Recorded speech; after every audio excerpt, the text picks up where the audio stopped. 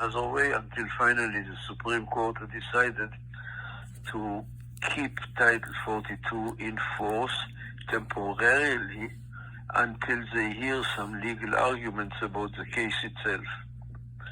So this is where we are now, that the Biden administration still has the authority to use Title 42 to block to block illegal entry at the border. But the funny thing is that there is no legal obligation to use it. They have the power to use it if they want to, but there's actually no legal obligation to use it. And this is as of this week. It still remains to be seen what they will actually do after they announced that there were more than 2 million people who entered the U.S. illegally. Mm-hmm. So what's your opinion on this, Attorney Golan? Do you think that's a good idea to extend it?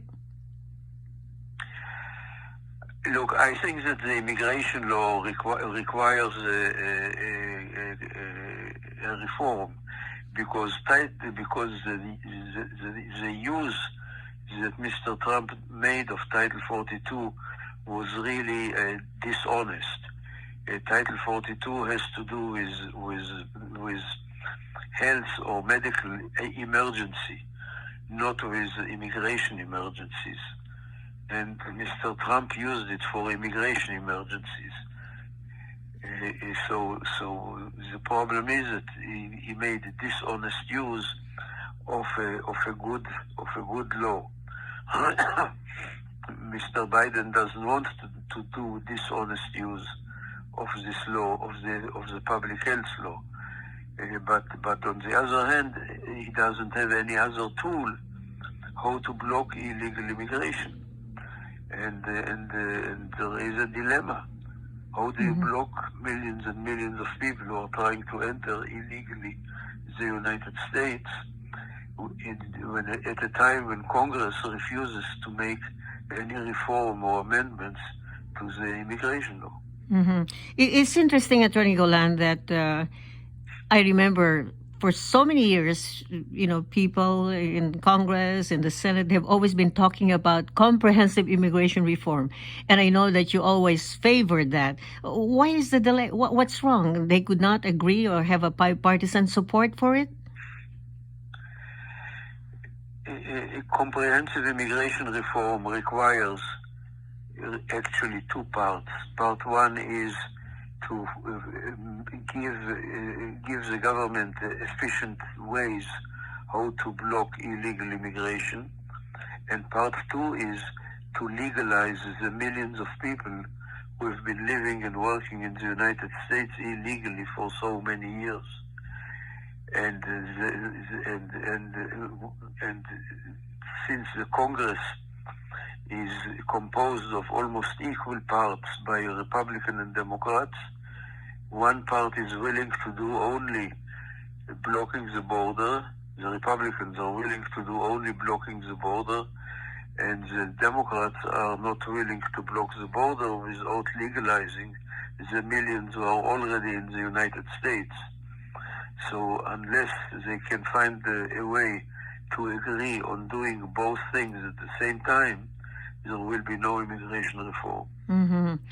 When you said, Attorney Golan, that the pace of the approval or the answer to immigration cases has been quite slow, do you think the pandemic is a great factor on that? And now that there are less people working, or do you think that there should be acceleration in recruitment efforts to have more people join the immigration service?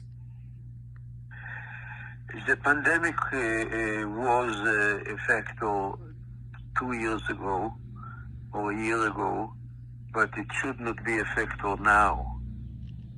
Okay, there is time enough, or there was time enough to move the mountain of papers that is lying around at the immigration service and at the American consulates.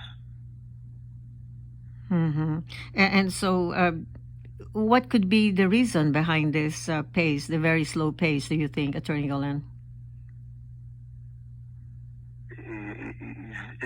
In my opinion, the reason is that they simply don't want to fix it. Oh, wow.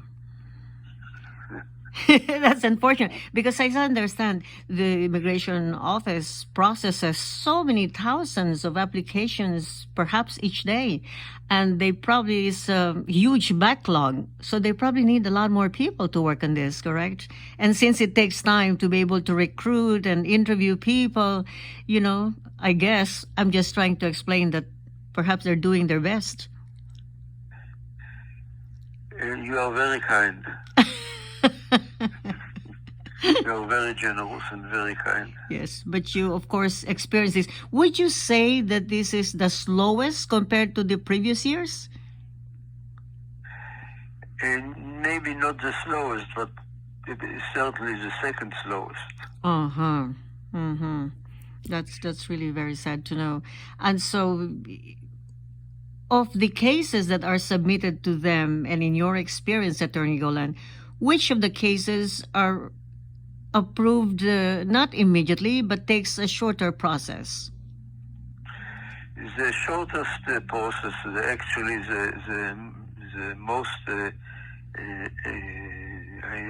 say, satisfactory process is the citizenship cases. Mm-hmm. Mm-hmm. They are conducting naturalization cases at a decent speed.